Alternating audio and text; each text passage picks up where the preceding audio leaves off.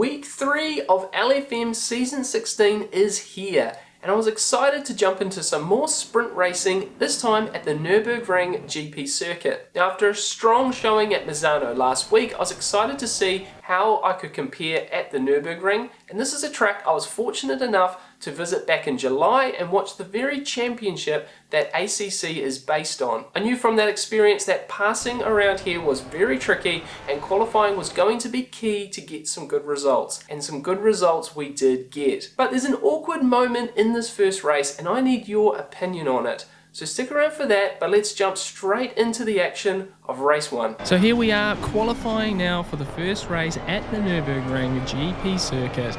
And again, this is a track I've been at before, so a little bit of insider knowledge, and I'm hoping to produce some decent times here. Now in practice, I was able to do 54-second laps when everything was going really well, but 28-degree air temperature for this session, so I wasn't expecting that sort of number to come out of this session.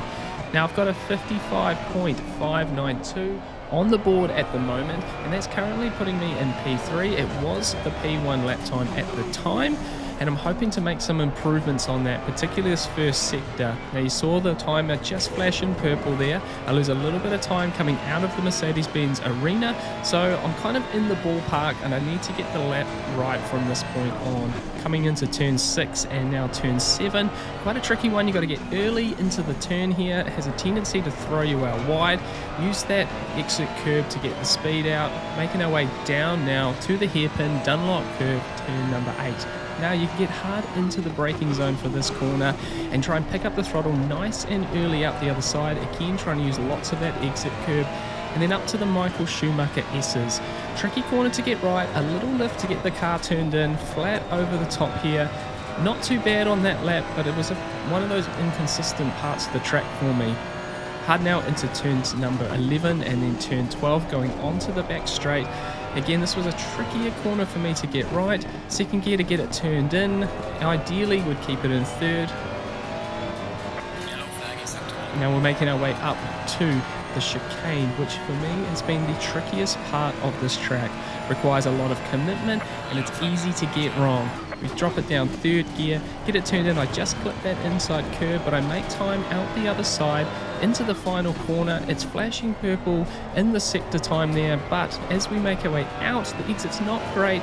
There's a little bit of time there and it's tight at the top, so now 1 minute 55.4. It's good enough for P3 in this particular session, so we're going to start at the front for this race. Into the race now, as I said, starting position number 3, and turn 1 at the Nürburgring is quite a tight corner with a very hard downhill braking zone. So I was definitely cautious of what sort of drama might unfold here. Now, I'm on the inside going into turn 1, so I'm wanting to brake nice and early to make the apex, and hopefully everyone else plays ball around me. Waiting for the green light now, and we are away. Coming on down to that turn 1, I get a solid start as well as the other two cars around me, so there's a little bit of space, and we're going to try again find that early braking marker, getting it stopped down, and I do make the apex for this one, and thankfully everyone around me plays ball as well. We find ourselves coming onto the outside of the lead car, coming through turns 2 towards turn 3. But he gets the better of me. The BMW, he decides to pull in behind me, so we get to take the racing line into turn number 3 as we push our way around here out of the Mercedes-Benz arena, and in P2 we are. Now the BMW, he's looking really racy. See, my tyres are coming up to temperature inside this first lap, so I'm just hoping to nail my apexes and nail the exits and take a little bit of pressure off as we make our way now down to the Dunlop curve at turn 8. Everything settling in here in P2. We make a really good run out of the final turn, and we are right on the leader as we begin lap number 2. So we're going to have a little look again around the outside. We pull out of that one to keep the racing line, and it's certainly nice to still be looking forward at this race and not be too worried about that BMW behind me. Again, coming down into turn number 3, out the other side, we're definitely sniffing this lead and getting a little bit of a sense of what might be possible in this race. And on lap number 5, as you can see, I've lost a little bit of time to that Porsche in front, and the BMW is sitting a little closer to me. However, this is where things get a little bit odd in this race. The Porsche, he's a bit offline here, and as you can see, he comes around and he makes a bit of an interesting move onto the grass. He takes out one of the braking marker signs, missing his apex a little bit through the chicane, and I'm starting to get right onto the back of him. We come around the final turn, and again, it's a funny line for the Porsche coming out the other side, and I get my normal racing line, and that gives me a really good run on this Porsche into this final corner. Now, what ends up happening is this Porsche is having, I think, some connectivity issues of some kind, but we're going to dive into turn number 1 here. I'm hard on the brakes, trying to make this apex here. I miss it a little bit, and as you can see on the outside, the Porsche gets a little bit loose, and what I afterwards realise is me making a small amount of contact, and we're going to have to look on the replay to show it, because during the race I actually had no idea that I had made this contact focusing on that inside curb.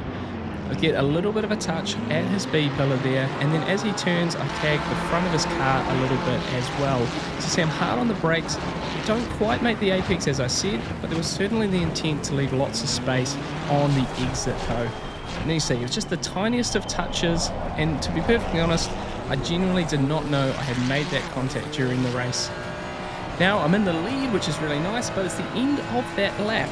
And as we make our way into the chicane, I outbrake myself just a little bit. It's a really messy chicane that gives the BMW a really good run on me. He's having a sniff up the inside.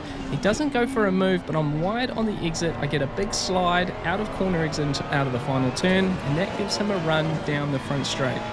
Now, it's not even a lap in the lead. I don't have a very good run of leading these races.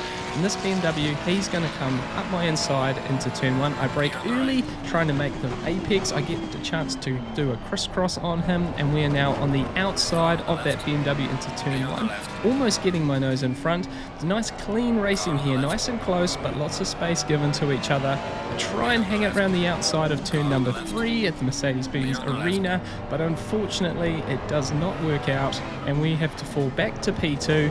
And this dark red Ferrari, he is right on me now, so I'm really having to try and nail these next few turns to get a gap.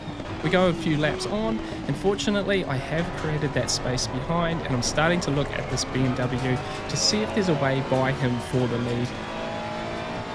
We come into the Michael Schumacher S's. He's a little bit frantic through there. I'm getting a cleaner run, so I'm just trying to push the pressure on him behind and see if we can't get him into a mistake. Coming out of turn number 6, and as we approach turn number 7, the BMW, he puts 2 wheels on the grass, loses the back end, and I'm able to sneak down the inside, thankfully, and find myself once again in the lead of this race. Now, 9 minutes to go, I've got some clear track in front of me, and with the last time I was in the lead not going so well, I was really trying to concentrate on this next lap to get it right and create a little bit of space to this Ferrari behind me. His qualifying time was literally a 0.002 of a second slower than mine, so we are very even on pace, and it's just a case now of not making any mistakes. Come onto the back straight once more. As you can see, I'm a little bit up on my best lap in this race. We haven't gone into the 55-second bracket yet during the race, and as we come up to the chicane, I really get a chance to nail my braking point and get some good time through the chicane. As you can see, we've gone purple coming into the final corner. We get down and out of the final corner well also, and that puts us nearly 4/10 up on our best lap, and we're going to come across the start finish line for a 1:55.855. Now fortunately, with the 1 minute 56.0 that the car behind it was really well timed to put a little bit of breathing room between us. And as we come through the Schumacher S's for the final time, you can see 1.5 seconds to the car behind, and it was really evenly matched between us. I made no mistakes in this last part of the stint, and I think that was critical for me getting into this place in the race. We're going to come down the back straight for the final time, and with that gap behind, I just wanted to make no mistakes here. Certainly don't want to be throwing away an opportunity like this at the last corner. So we're nice and delicate through the chicane, making our way into the final turn. and coming out the other side to cross the finish line in first place for the very first time in LFM. The monkey is off my back after 5 other podiums, and we take a win in LFM racing. So there we are, we've crossed the finish line in first place for the very first time in LFM, but potentially controversial, and I need your opinion. Now, I genuinely did not know I had made contact with that Porsche in turn 1 during that first move, and it was really only watching the replays that I had noted that it had happened. However, from my point, I feel like it's just a small racing incident where I was doing my best to make the apex, and there was certainly going to be enough space on the outside for us to continue that battle through turns 2 and 3. But it's just one of those awkward racing moments. Now, I need to know your opinion here, because had I known that I'd made that contact, to be honest, I wouldn't have been completely sure on how to go about it. Probably would have eased up to let him back past, but I'd like to know in your own words what you would have done in that very situation. I'm always keen to learn from these scenarios, and potentially it will help others as well if they find themselves in a similar position. Overall though, I was really happy with the race and the consistency that I had, and putting down the fastest lap of the race certainly showed that I deserved to be up near the front there. However, we'll jump straight into race 2, a slightly higher strength of field, and see if we cannot replicate the same result once more. So jumping into qualifying now for race number 2, and we have cooler conditions for this one, so we're expecting to see much faster lap times. Now, as you can see, I'm currently sitting P2 with a 1 minute 55.0, but there was certainly a lot more time to find in this lap, and I knew others were going to improve as well. We're showing here a little bit of a purple sector through turn number 1 and 2, definitely finding a little bit more time. I don't quite get turn number 3 right, so I already know that this isn't going to be an optimal lap for me. We push hard coming out of the Mercedes-Benz arena, and so far we're just a little bit under the time that was set earlier in the session. Coming down to turn number 7 now, and getting this one right, fortunately. A lot more curb on the exit, but more to find, and we're going now into turn number 8. Hard into the braking zone here, down into first gear, get it turned in, get on the throttle early, up to second gear, using the curb, so definitely starting to get a little bit more time, and it's the last sector that I needed to find the most time in versus the prior lap. Get through the Michael Schumacher S's, coming up towards turns 11 and 12, down to second gear, get it turned in, and now we're starting to see that green box on the side there.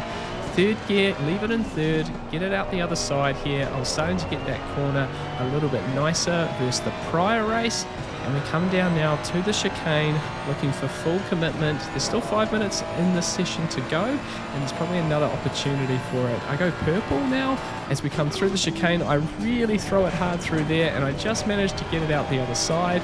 Down into the last turn now, second gear, out the other side, finding time on the corner exit, and we're going to come through to improve now to a 1 minute 54.8.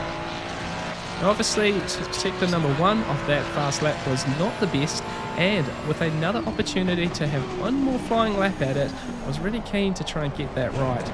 Now unfortunately it takes a couple of laps to get the tyres up to temperature on this track with this setup, so coming in with just one flying lap, I wasn't at the optimum tyre pressures as you can see down there. But I get turn number 3 much better, and overall sector number 1 is a significant improvement, over 4.5 tenths up on that fast lap, predicting there a 1 minute 54.3, so I've really got to get the rest of the lap together now. Purple sector as we come into turn number 7, I run a little bit wide, lose a bit of that time, but overall we're looking pretty good. However, we come into the chicane now, I throw it in nice and deep, but I just clip that exit curve, that second curve as chicane. It absolutely throws me off into the abyss. I have no time to stop on the grass. I bin the car, and as you can see, half a second up would have put me very near the pole position. So 5th in the session, but turns into P4 on the grid as the Porsche from the first race continues to have connectivity issues, and that puts him at the back of the grid for the start of this one, and it certainly explained some of the odd driving lines he had in that first race. However, eyes full forward on this next race. It's a stronger strength of field than the prior one, and there's some quick drivers in this one. So we're going to chuck it down here towards number 2, number 1, and I'm on the outside now. And to be perfectly honest, I'm not really sure how to go about this one. When you're on the inside, it's easy, you hold the inside line, but as you can see, I get into the braking zone, I get swamped on both the left and the right by a couple of drivers, and fortunately, in the washing machine effect, there is no contact at all by any of the cars in this group. And it's really nice now that I'm outside of rookies that this seems to be the normal for these types of races. So it's very, very gentlemanly, very polite, but good, strong racing. We're coming out of the Mercedes-Benz arena now. I've got the Porsche in front, and I've got another Ferrari next to me. He manages to pull out so we can get back to the racing line, and we're going to come out of all of that in P7. So losing some positions, not probably being aggressive enough, but fortunately no contact. Ferrari, he's looking for the outside ways around me in this first lap, so I'm just trying to hold my line, hold my position, and hopefully we can settle into a nice groove. Down to turn number 8 again, he's looking on my outside, no way around there. So we come out towards the Schumacher S's, sitting in P7. Start now of lap number 3, and we get a chance to have a little bit of a look at this McLaren. And as you can see on the tyre temperatures, they're not really coming up to temperature. I think I went the wrong way a couple of clicks in the tyre pressures, and as you can see, those front tyre temps are a little bit underneath where they would like to be. I was starting to feel that actually in the car. The car wasn't really turning that nicely. It wasn't as good mid-corner, and I was starting to have to adjust a little bit my driving style to try and compensate for that. As a result, I was still able to kind of hold the position here in P7, but I didn't feel as strong as I did in the prior race. Coming to the chicane now, I don't get this one right. I get all over the curbs there. Pour out the other side, the Ferrari, he gets a chance to look up the inside. Now I should have defended that one significantly more. For some reason I felt very awkward about it, and I thought he might come up a bit faster. This is a part of my driving I'm really trying to work on, working out where the aggression line should fall for me, and it definitely needs to be elevated a bit when driving against drivers here. Because as you can see, we go a few laps in now, and I'm definitely not any further behind this Ferrari. Our pace is generally the same. I should have just held him out a little bit longer there, and I probably would have found myself comfortably in front of him. But as we come down into the start of lap number 10, we have this very interesting moment in front of me with the black Aston Martin stopped on the apex. It causes a collision with the Porsche and McLaren as he tries to go around him. And fortunately, we come through the middle of that unscathed to pick up 2 places and get up to P6. Now, I'm not entirely sure what happened with the Aston Martin there, but as you can see on the replay, he basically comes out of turn number 1 and slows right down, and unfortunately the car comes to rest right in the middle of turn number 2, and that causes a very awkward moment here between the Porsche and the McLaren.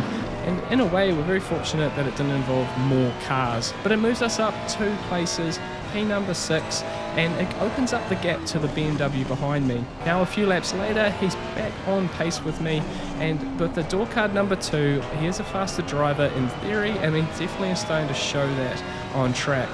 Like I said it before, I'm really struggling with that front tyre temperature, and I'm certainly noticing it mid-corner. And as you can see, this is the last lap here.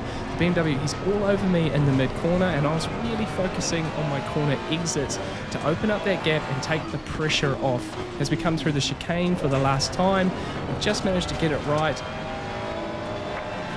And again, we come into the final corner, and very fortunately, the mid-corner, he's much faster, but I get a good, solid exit. I managed to hold him off, and we're going to come across the line here in P6. Not my strongest performance, but really happy to keep position 6 there on the line. So the climb continues for me once more inside LFM. Another strong result with that 6th place finish, gaining more ELO, and more importantly gaining a whole bunch of safety rating as well. We're now up to 6.95 safety rating in LFM, and the ELO continues to climb towards that silver driver rating. I'm expecting my ELO to start to level off in the near future, and we have some racing from Imola coming up in another video as well. A track that I did a lot of driving on, testing all the cars when I first started this channel. So it'll be interesting to see the improvement. And if you want to see that race, please subscribe to the channel. I really appreciate all you legends out there who have done so already. And again, make sure you flick me a comment in the comments about that first incident or as my performance is going in general. Hope you guys are getting some cool racing in as well. Race hard, stay positive, and excited for the next videos coming out. We'll see you in those. Cheers.